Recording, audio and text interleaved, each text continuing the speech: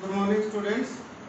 तो टॉपिक तो वही है आज भी, टेंजेंट एंड नॉर्मल। टेंजेंट क्या होती है, कल भी बताया था आपको। कोई एक फंक्शन ले लो, उसको किसी भी एक पॉइंट पे वो टच करे बस, तो उस पॉइंट पे उस कर्व के लिए वो क्या बन जाती है, टेंजेंट। और इस टेंजेंट के साथ जो लाइन कितना एंगल बनाएगी, 90, वो क्या होगा, ये तो क्या हुआ नॉर्मल, ये क्या हुई टेंजेंट। अब स्लोप किसको बोलते हो, स्लोप का मतलब होता है जिसको ये लाइन, ये ये हॉरिजॉन्टल लाइन के साथ कितना एंगल बनाती है उसके ऊपर क्या लगा दो, tan थीटा। ठीक है। तो स्लोप बहुत तरीके से निकाला जाता है। अगर दो पॉइंट दे रखे हो तो उस लाइन में स्लोप कैसे निकालते हैं, y2 माइनस y1 अपॉन में x2 माइनस x1। ठीक है। और भी क्या कैसे स्लोप निकालते हैं, tan थीटा, है ना। तो ये कुछ टर्म्स हैं, ये तो आपको याद होंगे, एक दो तीन जो लाइन की इक्वेशन है। क्योंकि देखो टेंजेंट भी क्या होती है, एक स्ट्रेट लाइन, और नॉर्मल भी क्या ही होती है, एक लाइन। तो लाइन की इक्वेशन कैसे निकालते हैं हम, y minus y one equals to m times of x minus x1। एक लाइन की इक्वेशन आपने ये भी पढ़ी होगी, y equals to mx plus c, और एक ये पढ़ी होगी y minus y one equals to y2 minus y1 upon में x2 minus x1 into x minus x1। इन्हीं की हेल्प से हम टेंजेंट की या नॉर्मल की क्या निकालेंगे, इक्वेशन। देखो क्या इक्वेशन करा देते हैं हम भी।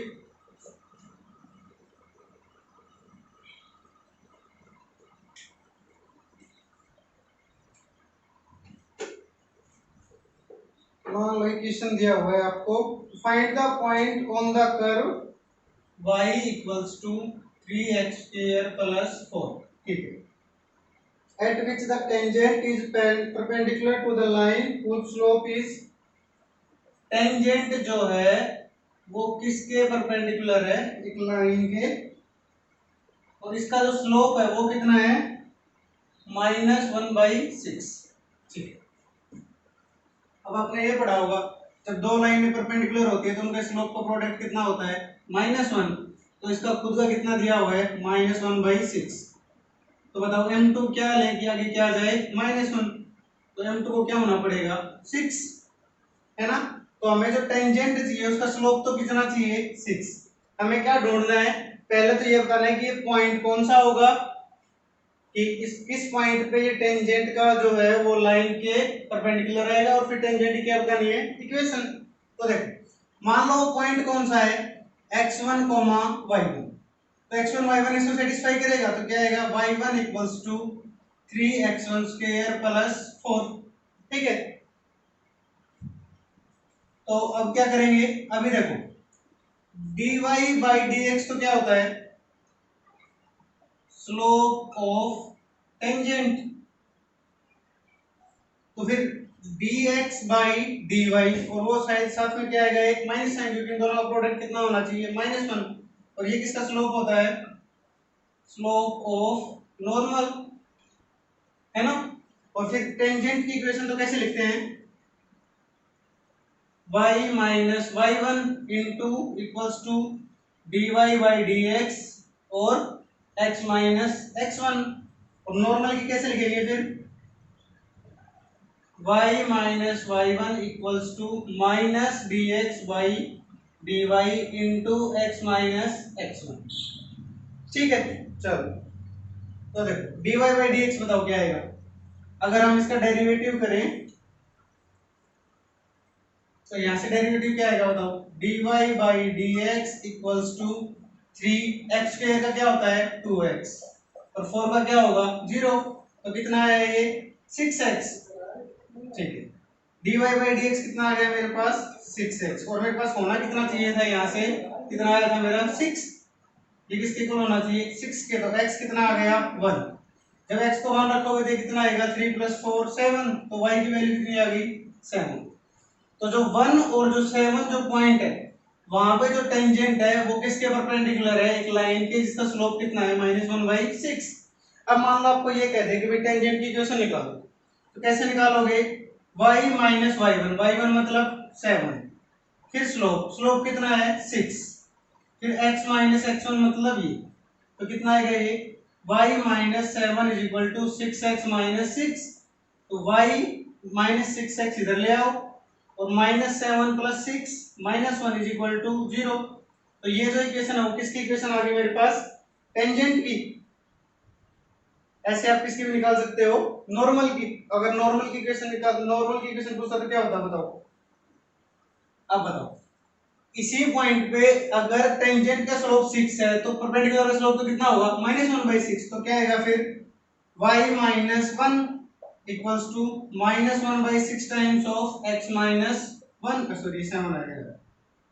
तो ये तो किसकी इक्वेशन है, नॉर्मल की। जो जो हमने अभी निकाली थी वो किसकी थी, टेंजेंट की। ये सिंपल सी ट्रिक है, बस डेरिवेटिव करो dx by dy dy by dx। Normal और टेंजेंट का तो पता होना चाहिए क्या होते हैं।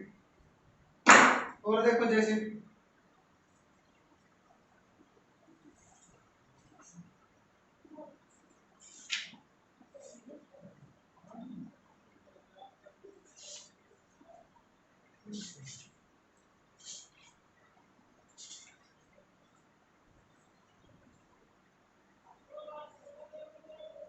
देखो जैसे show that the tangents to the curve y equals to 7x cube plus 11।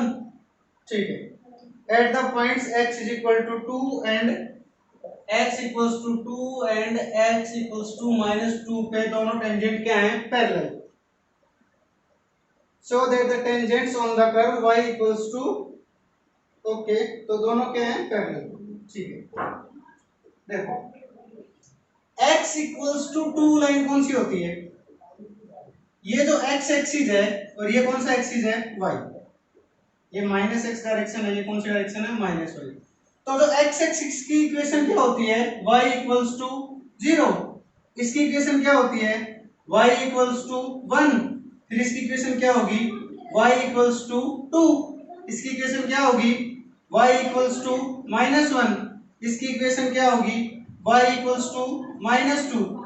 इसकी इक्वेशन क्या होगी, y equals to, sorry x equals, sorry x y y axis की इक्वेशन क्या होती है, x इज इक्वल टू 0।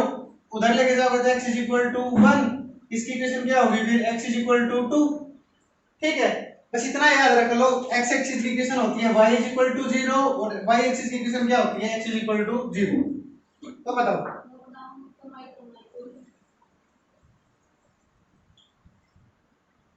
ये x एक्सिस है, ये y एक्सिस है, x is equal to 2 line कौन सी आएगी, ये। ठीक है, अब इसका मतलब क्या होता है, ये कितना एंगल बना रहा है, 90। 90 का एंगल, 90 एंगल का मतलब कितना हुआ, जो dy by dx है वो कितना है मेरे पास, इंफिनिटी। क्यों, क्योंकि tan 90 कितना होता है ना। तो एक बात बताओ, अगर इसमें अब हमें dy by dx तो कितना है मेरे पास, इंफिनिटी। तो dx by dy क्या है, देखो dy by dx into dx by dy, ये कितना आना चाहिए, -1। तो ये तो खुद क्या है, इंफिनिटी। अब इंफिनिटी को किससे मल्टीप्लाई करेगी, क्या आ जाए, -1। तो इंफिनिटी को ऐसे तो किसी से मल्टीप्लाई नहीं कर सकते ना। पर मेरे को एक बात पता है, अगर ये लाइन क्या बन जाएगी, टेंजेंट है। हमें ये पूछा है ना कि वो टेंजेंट निकालो जो किसके पैरेलल है, इसके पैरेलल है। मतलब टेंजेंट भी कहीं यहीं आएगी, कहीं ना कहीं, है ना। तो नॉर्मल कहाँ आएगा, ऐसे। और नॉर्मल मतलब minus d x by d y कितना होना चाहिए, 0। इसका मतलब dx by dy कितना होना चाहिए, 0। तो इसमें dy by dx नहीं निकालेंगे, क्या निकालेंगे, dx by dy। देखो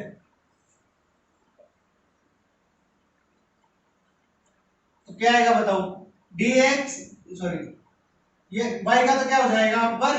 ये क्या होगा 7 3x square dx by dy और 11 का क्या होगा 0।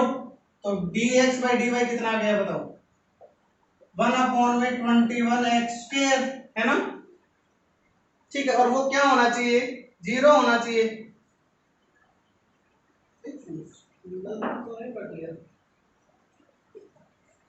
So that the tangent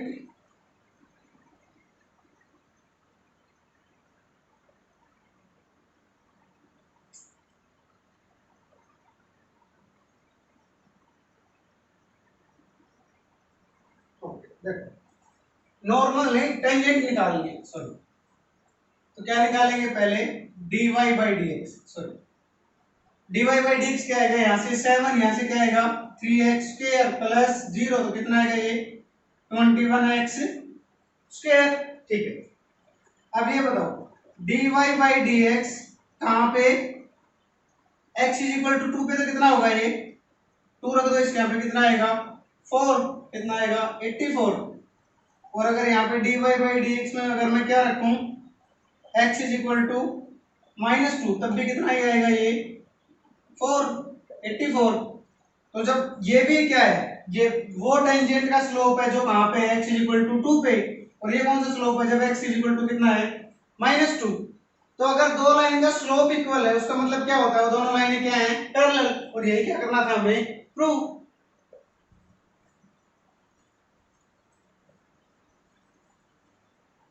और देखो जैसे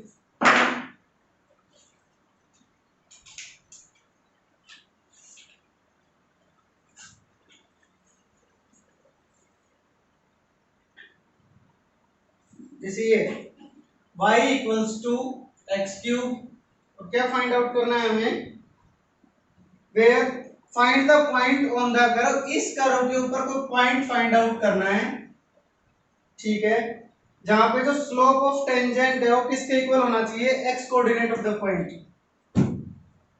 स्लोप जो है किसका, टेंजेंट का, वो किसके इक्वल आएगा, अगर यहाँ पे x y दो, ये दो कोऑर्डिनेट इसके दो पॉइंट्स हैं, वो इसके इक्वल होना चाहिए। ठीक है, तो यहाँ से अगर dy बाई डी एक्स निकालो तो क्या आएगा बताओ, 3x स्क्वायर, है ना। तो dy बाई डी एक्स होना किसके इक्वल चाहिए था, x कोऑर्डिनेट के। तो अगर 3x स्क्वायर किसके इक्वल है, x के, तो एक तो 3x किसके इक्वल आएगा 1 के, तो x किसके इक्वल आएगा 1/3 के। तो अगर x 1/3 है तो y कितना होगा 1/27। तो पॉइंट क्या आया 1/3 और 1/27, जहां पे जो स्लोप ऑफ टेंजेंट है वो किसके इक्वल है, x कोऑर्डिनेट के। क्यों, देख लो dy बाई डी एक्स में अगर x कितना रखोगे 1/3, तो 3 × 1/9 कितना होगा 1/3। तो आपको आज ये करना है, स्लोप ऑफ टेंजेंट, नॉर्मल वगैरह की इक्वेशन, उनके पॉइंट कैसे निकालते हैं, कर्व के पॉइंट कैसे निकालते हैं, बाकी कल करवाएंगे। ठीक, थैंक यू।